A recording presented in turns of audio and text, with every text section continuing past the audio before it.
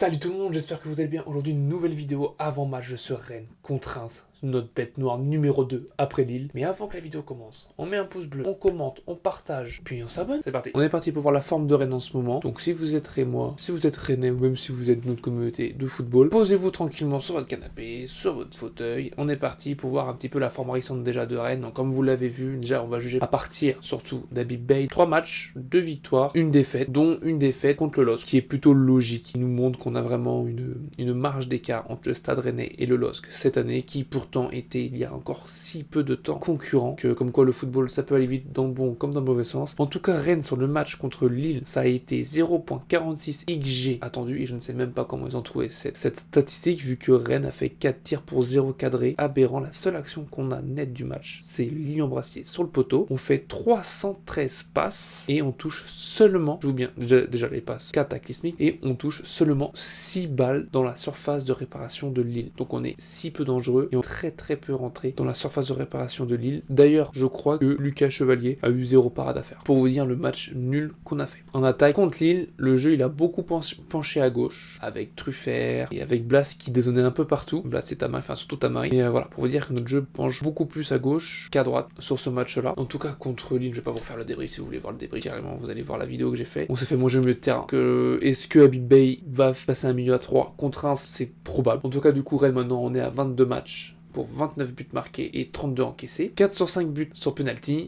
En termes de centre, on est à 3 points, un bon centre par match, ce qui fait un taux de réussite de 18%, très faible.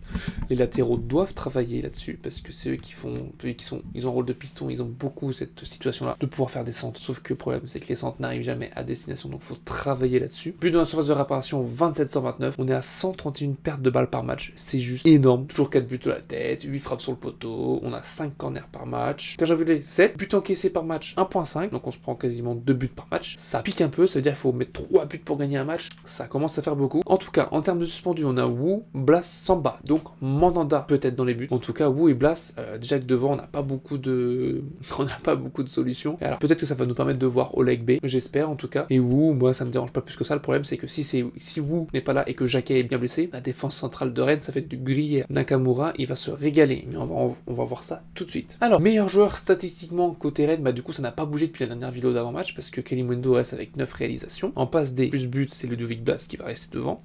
Mais on voit bien que XG attendu pour Kalimundo, il est un petit peu en dessous, mais Ludovic Blas, il est dans ses stades. Donc quand ils ont l'occasion de la mettre, ils la mettent. Mais le problème c'est que ces situations dangereuses devant le but, on les a pas souvent. Et Kalimundo, c'est notre meilleur buteur, notre meilleur passeur, c'est Ludovic Blas. Et vous voyez derrière, c'est Assignon. Il y a un creux énorme, donc ça veut dire que, en fait, sans Blas, c'est vraiment une des pièces maîtresses, même s'il n'est pas toujours brillant dans le jeu. Statistiquement, il est là. Donc je pense que ça va être un match très compliqué, offensivement déjà. Donc sans lui, ça sera encore plus dur, je pense, à moins qu'on ait une belle surprise. Maintenant, on va parler de Reims. Reims, qui est une équipe qui, au début de saison, moi, m'impressionnait. Elle m'impressionnait, moins maintenant. Puis le même coach, Diawara maintenant, si j'écorche pas son nom. Vous voyez, sur la forme récente. On va prendre sur les 3 derniers matchs. Victoire, défaite, et encore, ça c'était en Coupe de France contre une équipe beaucoup moins forte qu'eux. Et voilà, autrement, ils ont réussi à accrocher un nul au PSG quand même, ça faut le noter. Ils ont gagné contre Monaco, donc ils sont capables de gagner face au gros. Chose que le Stade Rennais ne sait pas faire. Donc on va se pencher un petit peu sur leur dernier match contre l'Angesco. Donc c'est déjà le but qu'ils se sont pris, ils ont perdu 1-0. Et le but qu'ils se prennent, c'est sur coup franc à la 45e. En tout cas, eux, c'était 1.68 XG attendu, 16 tirs, 4 cadrés, donc eux déjà ils font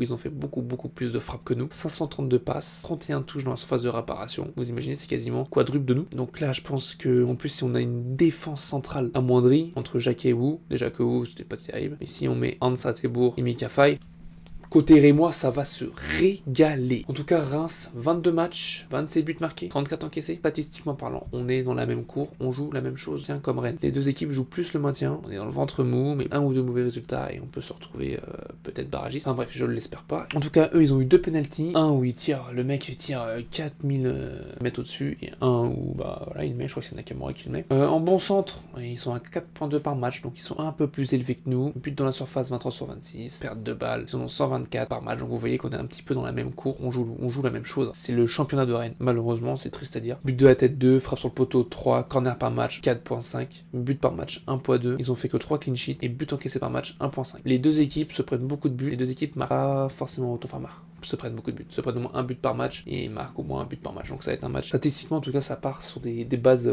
d'équité. Donc voilà. Après, comme je vous disais, leur meilleur buteur c'est Keito Nakamura, suivi de Ito. Donc 8 réalisations pour Nakamura, 4 pour Ito. En termes de XG attendu, oh, je me suis trompé tout à l'heure. J'ai inversé. Donc Nakamura, il a XG 5,93. Et en termes de but attendu, non, en termes de but attendu 5,93. Et il a marqué 8 buts. Il est pas là pour blaguer. Il marque plus souvent qu'il ne le devrait. Leur meilleur joueur offensivement avec Ito. Hein. Et Ito, lui, il a 3 passes D. Maintenant, petite historique vite fait, mais bien fait. Donc Rennes Reims, c'est 4 wins depuis 2015 et la dernière victoire à domicile, c'était en 2023 sur un score de 3-1. Je crois que c'est quand Stéphane prend le club, si je dis pas de conneries encore une fois. Et avant ça, c'était en 2016. Donc voilà, pour mettre dans le contexte, c'est notre deuxième bête noire de ce championnat. On croise les doigts pour que ça le fasse. S'il vous plaît, Reims, laissez-nous gagner. En termes de face à face, maintenant, pour vous illustrer un petit peu que c'est vraiment notre championnat, regardez, match 22-22, but marqué 26-29, but encaissé 34-32, passe décisif 12-15. On est dans le même championnat. En termes d'attaque, donc ça résume un petit peu ce que j'ai dit tout à l'heure, mais but par match 1.2, 1.3,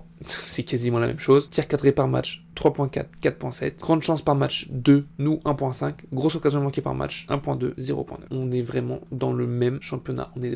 On joue la même chose. Voilà. Quand j'ai vu les 3-7, là par contre, il y a un fossé quand même d'écart. But encaissé, pareil. Interception, voilà. Tacle, on tacle plus, mais bon, c'est de que dalle. Dégagement, vous voyez, c'est quasiment la même chose. Et but sur penalty concédé, égalité, arrêt par match. Et avant, on avait Mandanda. Terrible si vous voyez ce que je veux dire. Donc voilà, on joue vraiment le même championnat. Malheureux, mais bon, en termes de pronostic, je nous vois quand même gagner 3-1 avec tout le respect que j'ai pour Reims, avec l'armada offensive qu'on a, même si on la connaît pas vraiment encore. C'est pour ça que c'est compliqué à pronostiquer. Mais je pense qu'on va faire le taf, qu'on va gagner 3. Ciao.